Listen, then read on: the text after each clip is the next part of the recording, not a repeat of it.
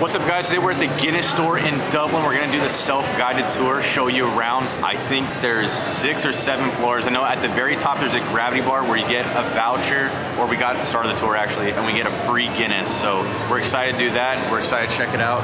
Let's see what they have in store for us at the Guinness Store.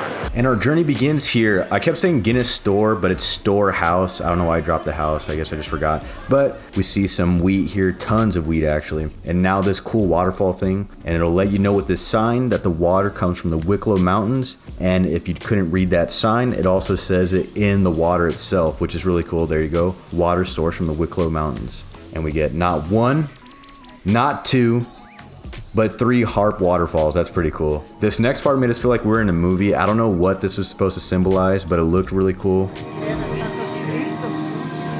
It says nurture.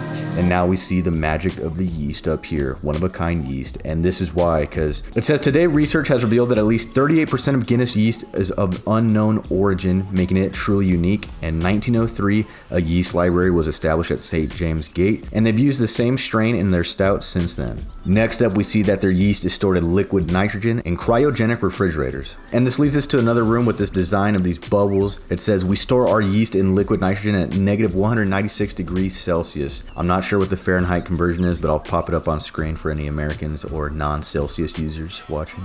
And it also states that there are 3.4 quadrillion yeast cells in every brew. That's a lot. I don't know who did that counting, but pretty insane. Next up, we have the wall of ingredients: barley, water, hops, and yeast, with some cool designs there. And we're moving on to another room that's opening up: brewing and roasting.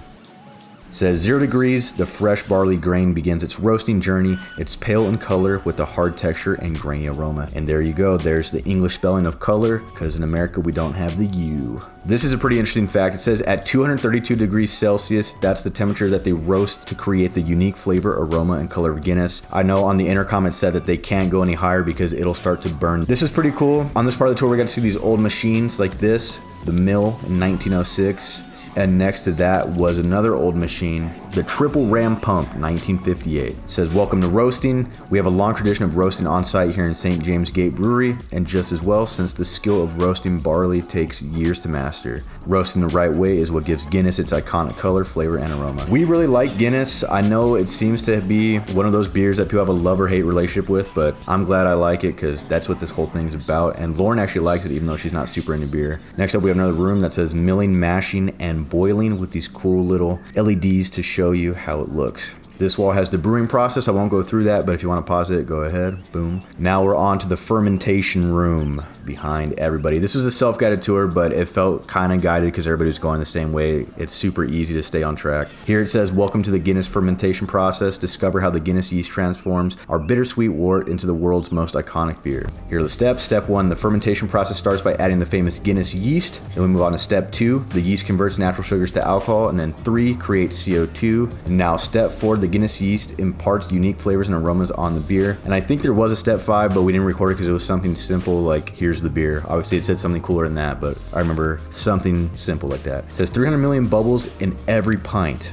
I don't know who's doing this counting, but that's pretty insane. But here we go. Here's nitrogen, and here's a fun fact. In 1959, Guinness was the first brewer to introduce nitrogen into beer. It takes 300 million tiny gas bubbles to achieve the super smooth mouthfeel and iconic creamy white head. It's also the secret behind Guinness Draft Surge and Settle, the unique cascade of bubbles which every proper pint of Guinness must have. And I will say that is my favorite part about Guinness, that first sip with that creamy head. Nothing beats that. Here's a cool little light display that we recorded. And now we're on to Guinness yeast with this cool custom barrel wall here, which leads us to another room. This just had more facts about Guinness and some cool historic pictures. It says craft 1,000 casks handmade every week. And here this sign says skill 300 highly skilled trained coopers.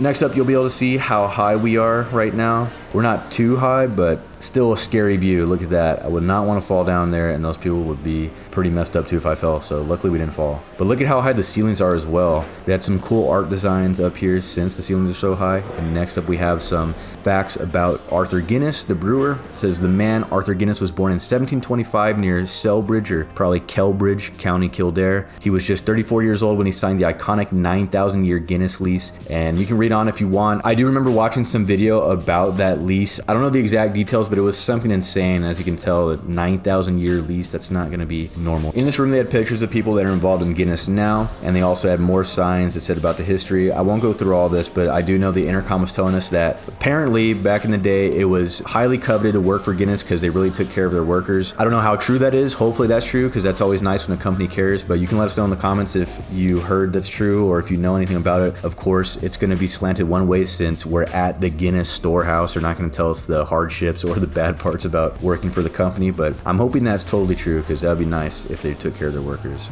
On this floor, they had the roast house, which is an area where you can get drinks and food. But we wanted our free beer, so we moved past this. So we moved to another floor, which was very packed since there was a taste testing in 30 seconds. We decided to make our way past that into the wonderful world of Gilroy, where we saw this historic harp. After that, we made it to a room with tons of mascots and animals, which I assume were from iconic ads throughout the decades of Guinness. Like this turtle with Guinness and this. It's insanely packed in here. Super packed. It's so hard to walk. That doesn't show it, but trust me. We started to get so high up that they had a net here to catch people. Pretty scary. This area was pretty cool because they had the logo throughout the decades, with the latest update being adding color to the harp. And finally, we have found the gravity bar. But first, the Guinness logo and some stairs, and then another logo and some stairs. And finally, we are here. The view is amazing, outlooking the city, and there is also more to come. However, it is extremely packed and loud in here because everyone wants their free beer.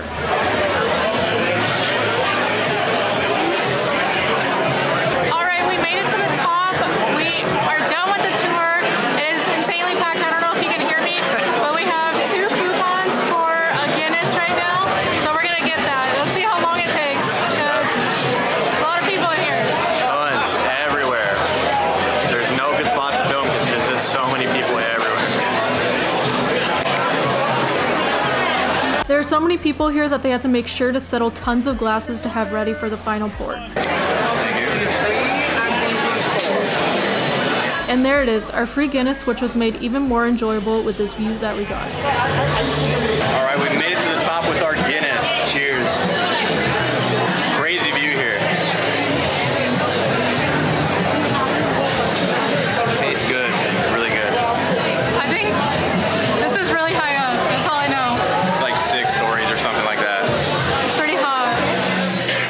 This was the other side of the bar, which was still very packed. While here, a kind lady that doesn't drink gave us her free voucher, which we used to get Hop House, an Irish lager produced by Guinness Brewery. It was also really good.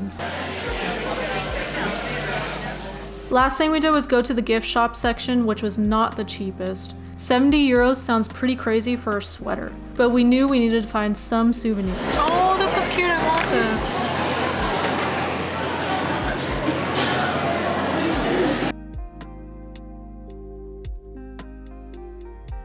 Alright guys, we're finally back at the Airbnb. We went out to eat. We had some really good food. I had a shepherd's pie. And I had an Arthur burger from Arthur's Pub. It was my first time having lamb. I didn't want to eat one, but it was good, so sorry to all the little lambs watching. But we're gonna show you what we got from the Guinness place, like the store area. We got 2 hats. They're both the same, but different colors. It says Guinness Dublin. And then we got this magnet. It's pretty cool. It's a nice magnet. And then we got these shot glasses, which are pretty cool. I think it was like 50 euros, so like, what is it, like 60 USD? Yeah, I think it was cheaper than that. I think it was $50, so it was cheaper in euros. 40 something euros. Oh, 42. $42, so that's like 30 something euros, not sure. But came out to a pretty fair price, and it's memories. That's the biggest reason we got it. So. I like the little shot glasses. Those really caught our attention, and it's lifelong memories. We're really glad we got to do that. It was super fun, and we hope you enjoyed this video.